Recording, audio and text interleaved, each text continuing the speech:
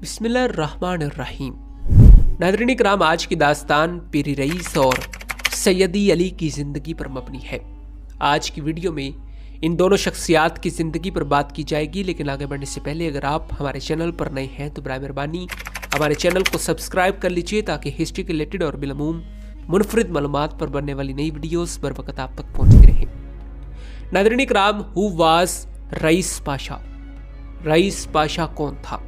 नाज़रीन इकराम, तुर्कों की बेशुमार नाकामियों से पुर्तगीजों के हौसले इस कदर बढ़ गए थे कि उन्होंने अदन पर दोबारा कब्जा कर लिया था। इसलिए 958 हिजरी मुताबिक 1551 ईस्वी में सुल्तान सुलेमान ने मशहूर तुर्की अमीरुल बहर पीरी रईस की ज़ेर क़यादत एक मजबूत बेड़ा बहर हिंद में रवाना किया। इस बेड़े ने पहले अदन को पुर्तगीजों के कब्जे से छुड़ाया, फिर वो अरब के साहली मुकामात से गुजरता हुआ मस्कत पहुंचा, जहां इसने पुर्तगाली बेड़े को गाफिल पाकर गिरफ्तार कर लिया। लेकिन जब खलीज फारिश के साहिल पर पुर्तगीजों को शिकस्त देकर ये हरमस पहुंचा तो वहां एक सख्त मार्का पेश आया, जिसमें दुश्मनों को फतह हुई और पीरी रईस सिर्फ 2 जहाज़ों को लेकर वहां से निकल सका। बकिया जहाज गिरफ्तार हो गए।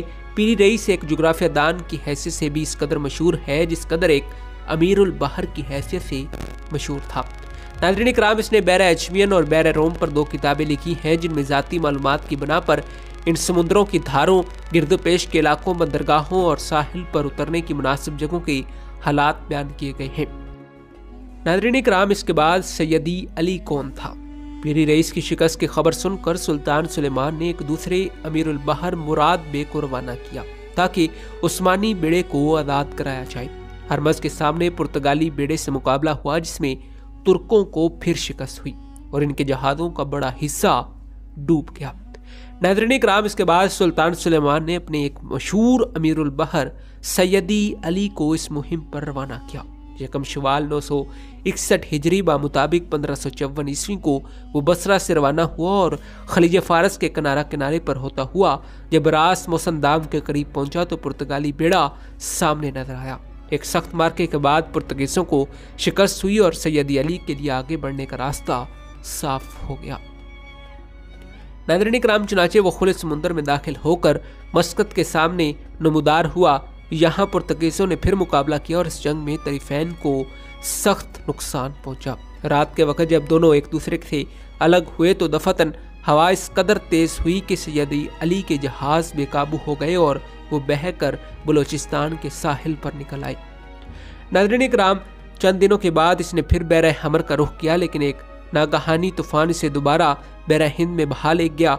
सैयदी अली ने सूरत की बंदरगाह में आकर जहाज़ों को छोड़ दिया और खुश्की का रास्ता इख्तियार किया। वो अफगानिस्तान, ईरान और इराक से होता हुआ कुस्तुनतनिया वापस आया और ये मुहिम नातमाम ही रही। नाज़रीन इकराम, इसके बाद सुलेमान कैद में पुर्तगीजों से कभी भी छोटी छोटी लड़ाइयाँ होती रहीं, मगर कोई बड़ा मुकाबला पेश ना आया। पीरी रईस ने गुजरात से कुस्तुनतनिया तक सियाहत के हालात एक सफरनामे में कलमबंद किए हैं। वो शायर भी था। इसने रियाज़ियात और फ़ने जहाज रानी पर भी रिसाले लिखे हैं।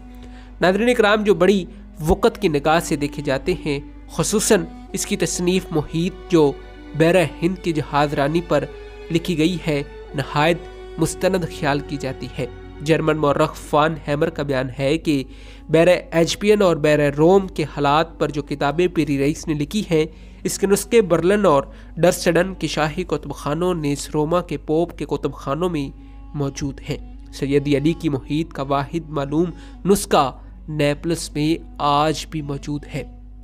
जी हाँ नाज़रीन इकराम, यही हमारी आज की वीडियो का मौजू था। उम्मीद है कि आपको वीडियो पसंद आई होगी। मिलते हैं एक ऐसी ही नई वीडियो के साथ, तब तक दीजिए इजाज़त। खुदा हाफिज़।